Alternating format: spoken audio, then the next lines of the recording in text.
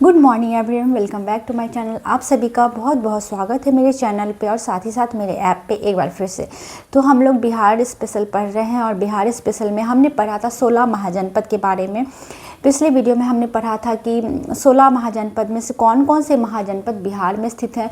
तो वज्जी, अंग और मगध ये तीनों महाजनपद बिहार में अवस्थित थे और वज्जी और अंग के बारे में हमने पढ़ लिया। और आज हम लोग मगध महाजनपद के बारे में पढ़ेंगे। तो जैसा कि हम लोग जानते हैं कि वीडियो का डेट भी आ चुका है, तो हमें फटाफट से अपना बिहार स्पेशल ख़त्म कर लेना है, क्योंकि बिहार से बहुत सारे क्वेश्चंस इस एग्ज़ाम में आने वाले हैं। तो हम लोग अभी देखेंगे मगध महाजनपद के बारे में। तो बिहार में 16 महाजनपद में 3 महाजनपद बिहार में स्थित हैं, जिसमें हमने 2 को ख़त्म कर लिया और आज हम तीसरे महाजनपद मगध के बारे में पढ़ेंगे, जो कि सबसे बड़ा महाजनपद था।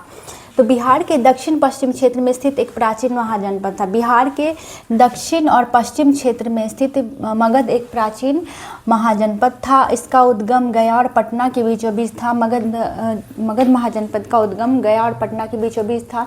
यहाँ से गंगा, सोन और पुनपुन तीनों नदियों के संगम पे मौजूद था। गंगा, सोन और पुनपुन, इसलिए यह कृषि की दृष्टि से भी बहुत ही उपयुक्त माना जाता है। इसकी सीमा उत्तर में अंग, पश्चिम में कोसल, दक्षिण में विंध्याचल और पूर्व में अंग था। तो ये इस तरह से सीमा बनाती थी और गंगा, सोन और पुनपुन नदी पे ये स्थित थी। इसकी राजधानी राजगीर थी, जो कि वर्तमान में राजगीर है। राजगीर हम लोग कहते हैं, उस टाइम में राजगीर कहा जाता था।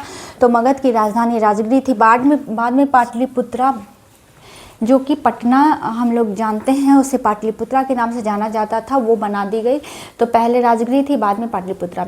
और अब हम लोग देखेंगे मगध साम्राज्य के वंश के बारे में। तो सबसे पहला वंश बृहद्रथ वंश था। पुराणों और महाभारत के अनुसार मगध का सर्वाधिक प्राचीन वंश। पुराणों और महाभारत के काल से हमें महाभारत से पता चलता है कि मगध साम्राज्य का सबसे प्राचीन वंश बृहद्रथ वंश था और इसकी स्थापना बृहद्रथ ने की थी। और इस वंश का सबसे प्रतापी राजा जरासंध था। तो मगध साम्राज्य का सबसे प्राचीन वंश बृहद्रथ वंश और इसका सबसे प्रमुख राजा बृहद्रथ था। और इस वंश का सबसे प्रतापी राजा जरासंध था। और जरासंध का अखाड़ा राजगीर में स्थित है। ये हमें याद रखना है कि जरासंध का अखाड़ा कहाँ है, राजगीर में। अखाड़ा जिसमें लोग युद्ध की प्रैक्टिस करते हैं या कुश्ती लड़ते हैं, उसको अखाड़ा कहा जाता है। तो ये राजगीर में था जरासंध का। अंतिम शासक रिपुंजय था। बृहद्रथ वंश का अंतिम शासक रिपुंजय था। उसके बाद हर्यक वंश को देखेंगे हम लोग। बौद्ध ग्रंथों के अनुसार मगध का प्राचीन वंश हर्यक वंश था। इसके संस्थापक बिंबिसार थे। एक बिंदुसार है और एक बिंबिसार। तो बिंदुसार के बारे में हम लोग आगे पढ़ेंगे। मगध की राजधानी राजगीर थी,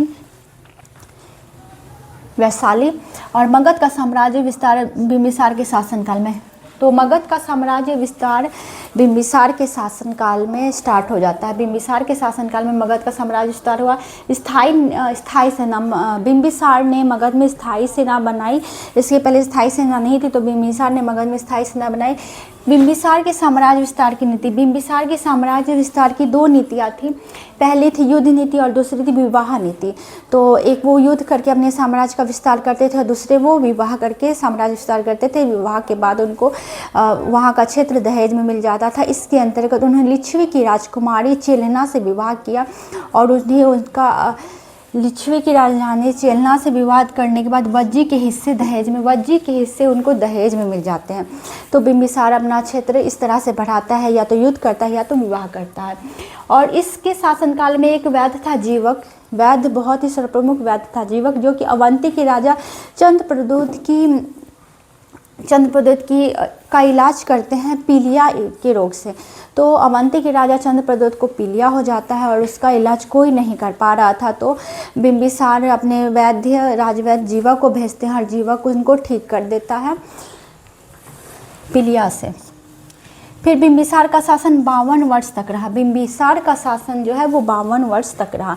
बिंबिसार के बाद अजातशत्रु उसका पुत्र राजा बनता है। बिंबिसार का पुत्र था अजातशत्रु और उसने अपने पिता बिंबिसार की हत्या कर दी और पितृहंता वंश, इसलिए ये वंश पितृहंता वंश कहलाता है क्योंकि इसमें जो भी आया वो अपने पिता। तो अजातशत्रु ने अपने पिता बिंबिसार की हत्या कर दी और पिता बिंबिसार की हत्या करके वो अपना शासन संभालता है, राजा बनता है। और इसके शासनकाल में ही प्रथम बौद्ध सभा हुई थी। प्रथम बौद्ध सभा राजगिर में होती है अजातशत्रु के शासनकाल में 483 BC में। और इस जो ये बौद्ध संगीति हो रहे थे उसके अध्यक्ष थे महाकश्यप। वज्जी के खिलाफ रथ, मूसल और महाशिलकंठा का प्रयोग। तो अजातशत्रु ने वज्जी के खिलाफ रथ, मूसल और महाशिलकंटक, रथ मूसल जो रथ के आगे में कुछ बनावट ऐसा होता है जिससे लोगों को चोट लगे तो उसे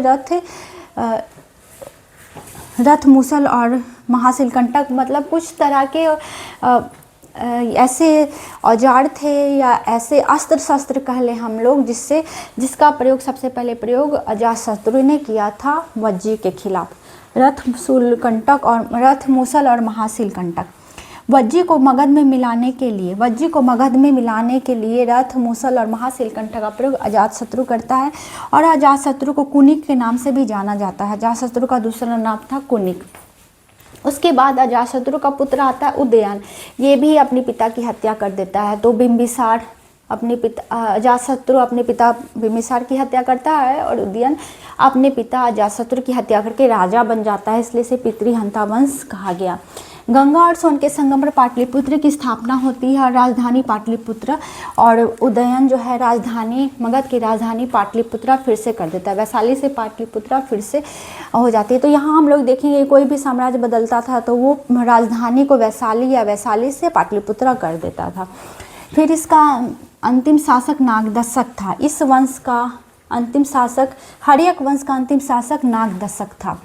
उसके बाद हम लोग देखेंगे नागदशक की हत्या शिशुनाग कर देता है। नागदशक की हत्या शिशुनाग करके राजा बन जाता है और शिशुनाग वंश की स्थापना करता है और राजधानी को पाटलिपुत्रा से फिर से वैशाली कर देता है। तो यहाँ पे हम लोग देखेंगे कोई भी राजा बन रहा था तो सबसे पहले राजधानी को बदलता था, पाटलिपुत्रा से वैशाली या फिर वैशाली से पाटलिपुत्रा।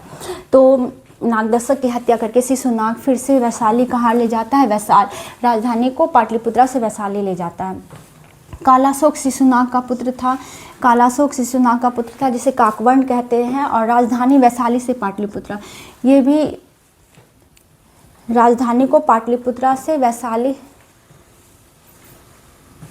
दूसरी बौद्ध सभा 383 BC में वैशाली सबाकामी की अध्यक्षता में होती है। दूसरी बौद्ध सभा होती है 382 में वैशाली सबाकामी की अध्यक्षता में।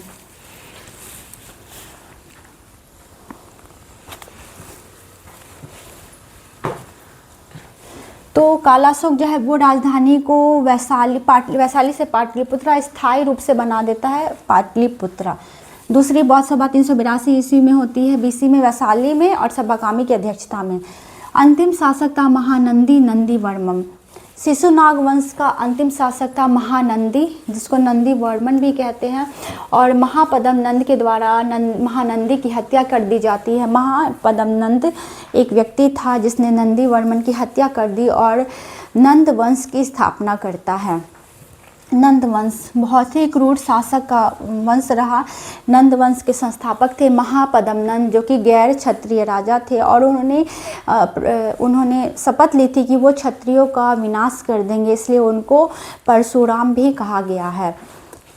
सर्वक्षत्रांतक की उपाधि मिली है, क्षत्रियों का नाश उनको करना था। और महापद्म नंद ने कलिंग को मगध में मिलाया था। महापद्म नंद ने कलिंग को मगध में मिलाया और इनको उपाधि मिली एकराट और दूसरा परशुराम। तो महापद्म नंद को उपाधि मिलती है एकराट और दूसरे परशुराम की। और इसका सबसे क्रूर शासक धनानंद था, जो कि बहुत ही घमंडी था और क्रूर शासक था।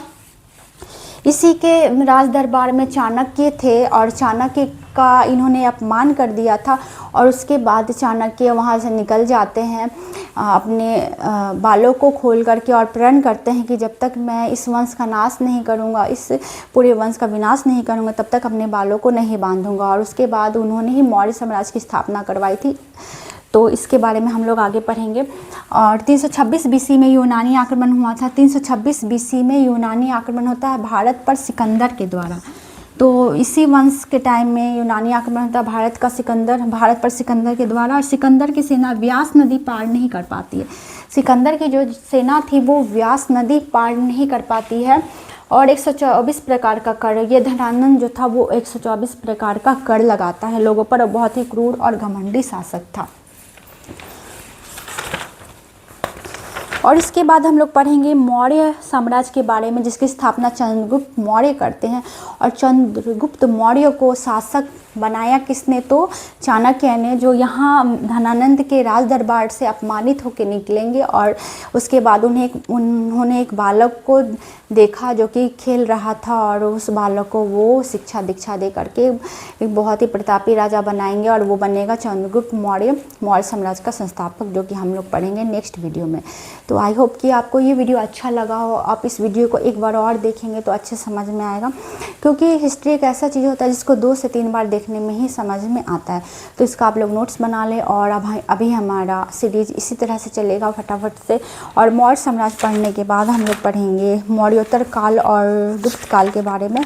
फिर बिहार के क्षेत्रीय वंश हमें पढ़ना है। तो हमें जल्दी से जल्दी अब इसको ख़त्म करना होगा, ताकि हम एडीओ में अच्छा परफॉर्मेंस दे सके। और बीपीएससी भी आने वाली है 72, तो उसके लिए भी हमें इसे ख़त्म करना बहुत ज़रूरी हो गया है। तो आप लोग बने रहें मेरे चैनल पे और इसी तरह से देखते रहें अपने बिहार स्पेशल सीरीज़ को। और कमेंट में ज़रूर बताइएगा कि आपको वीडियो कैसा लगता है। तो अब मैं इस वीडियो को यहाँ पे ख़त्म करती हूँ। Bye bye, take care, see you.